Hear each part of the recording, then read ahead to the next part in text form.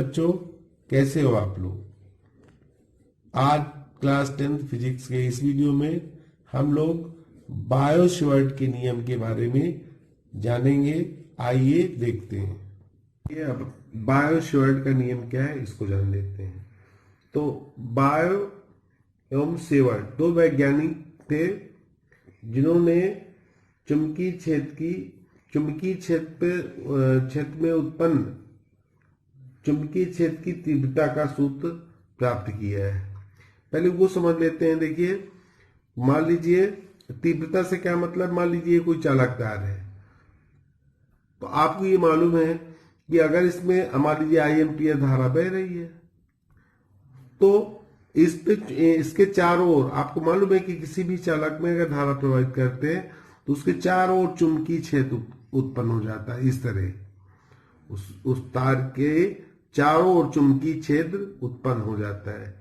तो इन्होंने, अब देखिए एक चीज इस पर और जान लीजिए। जैसे इसमें धारा का मान लीजिए 5 एम्पियर धारा बह रही है, हम 5 एम्पियर की धारा प्रवाहित करें, फिर इसके बाद 10 एम्पियर की धारा प्रवाहित करें, तो जो चुंबकीय क्षेत्र है अगर 10 एम्पियर करेंगे तो ऐसे हो जाएगा, और बढ़ जाएगा चुंबकीय क्षेत्र, ये और दूर हो जाएगा, ये और दूर हो जाएगा। तो अर्थात ये हम कह सकते हैं। हाँ, एक चीज और जान लीजिए, ये तो हो गया कि नहीं, धारा का अगर धारा बढ़ाएंगे तो चुंबकीय क्षेत्र क्या हो जाएगा। अगर धारा का मान बढ़ाएंगे जैसे 5 एम्पियर, फिर 10 एम्पियर, 15 एम्पियर ऐसे बढ़ाते जाएंगे तो चुंबकीय क्षेत्र, उसके चारों ओर का चुंबकीय क्षेत्र भी बढ़ता जाएगा। फिर दूसरी बात क्या है, हम ये कह सकते हैं कि ये देखिए, अब आपको मालूम है, इससे पहले हम चुंबकीय बल रेखाओं को बता चुके हैं कि जहां जहां ध्रुवों के पास समीप होती हैं चुंबकीय बल रेखाएं, और उससे ध्रुवों से दूर जाने पर दूर हो जाती हैं। तो इसी तरह अब यहां पर अगर यहां कोई बिंदु ले लें तो चुंबकीय क्षेत्र की तीव्रता को बी से दिखाते हैं। मान लीजिए किसी बिंदु पर ही दिखाएंगे, तो ये बिंदु ले लिया, मान लीजिए यहां पर बिंदु ले लिया, यहां पर, तो यहां पर अधिक होगी, सबसे अधिक होगी, फिर इसमें इसकी तुलना में कम होगी, लेकिन इसकी तुलना में अधिक होगी तीव्रता, और यहां पर जो है कम होगी, न्यूनतम होगी, सबसे अधिक इसमें होगी, फिर इसमें होगी, फिर इसमें होगी। तो जैसे जैसे हम दूर जाएंगे चालक तार से, उससे उसकी तीव्रता कम होती जाएगी। और जैसे समीप, अर्थात हम ये कह सकते हैं कि जो तीव्रता है वो किस पर निर्भर करती है, दूरी पर। हम ये कह सकते हैं जो चुंबकीय क्षेत्र की तीव्रता है वो दूरी पर निर्भर करती है। ये हो गया। तो आप इसको समझ लेते हैं कि बायो और सेवर्ट दो वैज्ञानिक थे जिन्होंने चुंबकीय क्षेत्र में स्थित किसी बिंदु पर चुंबकीय क्षेत्र की तीव्रता का सूत्र दिया है, प्राप्त किया है। तो उसको देख लेते हैं। मान लीजिए ये कोई जो है, मान लीजिए ये चालक है, इसका मान लीजिए इसकी यहां से छोटे से खंड के लिए, मान लीजिए यहां से यहां तक, मान लीजिए इसको हमने ए दिखा दिया, तो तार के या चालक के छोटे से खंड के लिए मान लीजिए इसको मैंने डेल्टा एल दिखा दिया, ठीक है ना। इसमें आई एम्पियर धारा बह रही है, मान लीजिए इसमें धारा जो बह रही है वो आई एम्पियर की धारा बह रही है, और यहां पर हमने कोई बिंदु ले लिया, मान लीजिए पी बिंदु पर हमें चुंबकीय क्षेत्र की तीव्रता जो निकालेंगे, किसी बिंदु पर निकालेंगे, तो चुंबकीय क्षेत्र की तीव्रता ज्ञात करना है। तो अब इसका जो ये आपका डेल्टा एल आपने लिया है, इसका जो है मध्य बिंदु मान लीजिए ये है, इसका ये यहाँ ए बी का जो मध्य बिंदु है ये है, मान लीजिए इसको इससे मिला दिया हमने, इस बिंदु से मिला देंगे तो ये आर कहलाएगी, दूरी है। मान लीजिए ये कोण थीटा बना रहा है, तब इस बिंदु पर चुंबकीय बिंदु पी पर चुंबकीय क्षेत्र की तीव्रता किन किन बातों पर निर्भर करेगी ये देख लेते हैं। तो इन्होंने बताया प्रयोगों के आधार पर, पहला इन्होंने दिया कि जो चुंबकीय क्षेत्र की तीव्रता को हम बी से दिखाते हैं, तो बी प्रोपोर्शनल, अभी हमने आपको बताया, सबसे पहले तो आई लिख दीजिए नंबर 1, यानी कि जो चुंबकीय क्षेत्र की तीव्रता है वो धारा के अनुक्रमानुपाती होती है, समानुपाती होती है। धारा का मान जैसे जैसे धारा हम बढ़ाते जाएंगे तो उनकी क्षेत्र भी अधिक होता जाएगा। दूसरा हम दिखा सकते हैं बी यानी कि चुंबकीय क्षेत्र की तीव्रता अनुक्रमानुपाती होती है, ये भी समानुपाती होती है। किसके? डेल्टा एल दिखा सकते हैं। ये चुंबकीय क्षेत्र की तीव्रता जो अल्पांश है इसका, उसके भी अनुक्रमानुपाती होती है। तीसरा हम लिख सकते हैं कि बी प्रोपोर्शनल। अभी हम ये दिखा सकते हैं जो 20 की दूरी है उसके वर्ग के व्युत्क्रमानुपाती होता है 1/r²। 20 की दूरी के वर्ग के व्युत्क्रमानुपाती होती है। व्युत्क्रम को 1 करके दिखा देंगे। ये हो गया समीकरण नंबर 3। अब समीकरण 1, 2, 3 को मिला दीजिए। हाँ, एक चीज और है। अब हमने ये कोण थीटा दिखाया है तो चौथा पॉइंट हम लिख सकते हैं बी प्रोपोर्शनल, हम लिखेंगे साइन थीटा। ये हो जाएगा समीकरण 1, 2, 3 से। समीकरण 1, 2, 3 व 4 से इन सबको मिला दें तो हम लिख सकते हैं बी प्रोपोर्शनल हो जाएगा आपका, इसको लिख दें आई डेल्टा एल हम लिख दें साइन थीटा अपान 1/r² है तो ये 1/r² लिख दिया। तो ये हो जाएगा, इसको हमने डाल दिया समीकरण नंबर 5।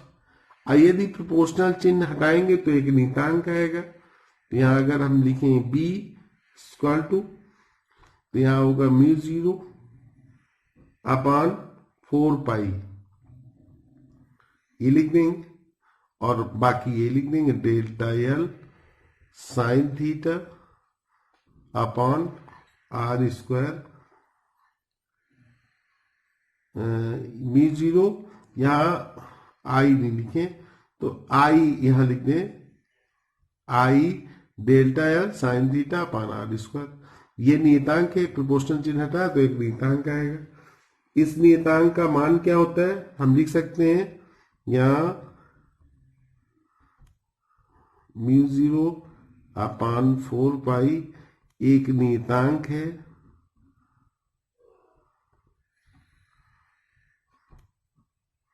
नियतांक है जिसका मान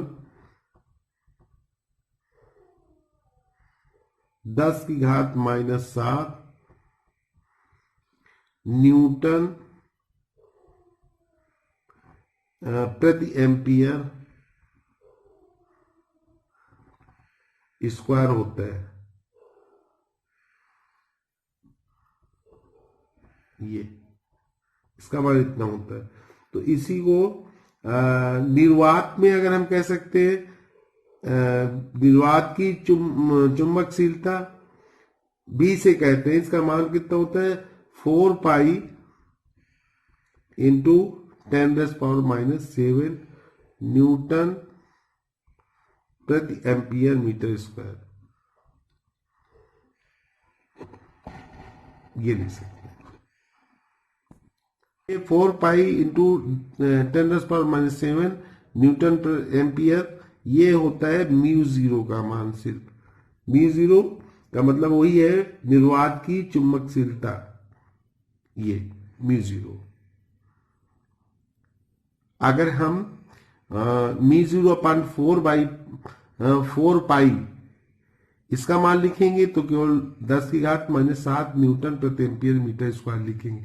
अर्थात इसी को अगर हम लिखें तो ये भी लिख सकते हैं कि यहाँ पर जो नियतांक है इसकी जगह हम ये लिख दें I delta L sine theta upon R square into मी 0.4 पाई था, इसकी जगह 10 की घात माइनस 7 लिख देते हैं, ये भी लिख सकते हैं।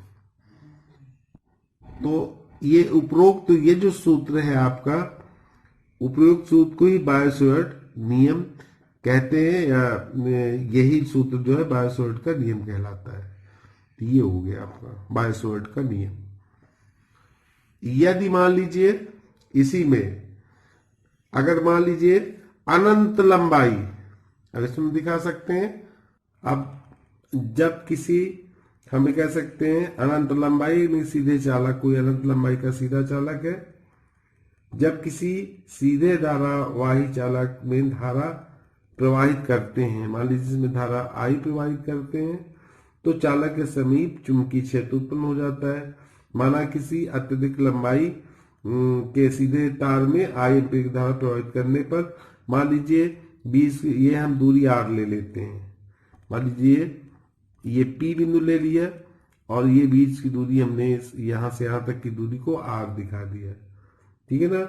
तो बिंदु पी पर उत्पन्न चुंबकीय क्षेत्र बी जो है, यानी कि चुंबकीय क्षेत्र की तीव्रता निम्न बातों पर निर्भर करती है। नंबर 1, हम ये कह सकते हैं ये चालक तार में प्रवाहित धारा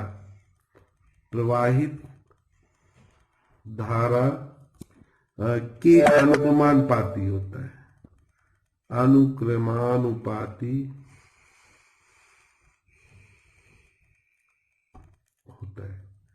अर्थात इसको दिखा सकते हैं ये बी प्रोपोर्शनल आई, ये लिख सकते हैं। दूसरा हम दिखा सकते हैं जो ये प्रेक्षण बिंदु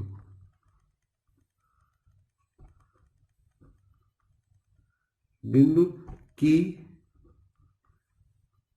चालक से दूरी के, अब देखिए उसमें वर्ग के व्युत्क्रमानुपाती दिखाए थे, इसमें क्या हो जाएगा, केवल दूरी के व्युत्क्रमानुपात, दूरी के व्युत्क्रमानुपाती होता है।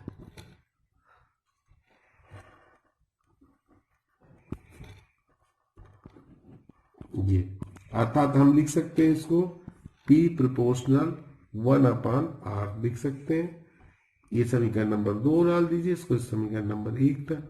इन दोनों समीकरण को मिला दीजिए, समीकरण 1 व 2 से, तो क्या बन जाएगा आपका B, हम लिख सकते हैं B प्रोपोर्शनल I/r, प्रोपोर्शनल चिन्ह हटाएंगे, implies that B square to लिख देंगे। तो यहां हम एक नियतांक K दिखा दे, KI/r, जहां K एक नियतांक है, हम ये लिख सकते हैं, ये हो जाएगा वही न्यूटन प्रति एम्पियर मीटर, ये हो जाएगा। K एक नियतांक है जिसका मान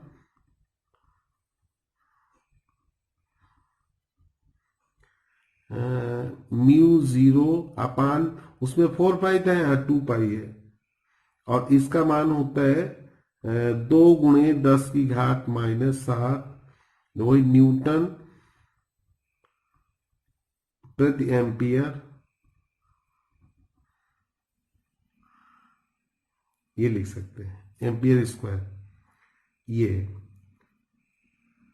तो आथा हम इसको ये भी लिखा सकते हैं कि B = वही μ0/2 पाई I/r, ये दिखा सकते हैं। ये हो गया। तो ये अनंत लंबाई के चालक के लिए,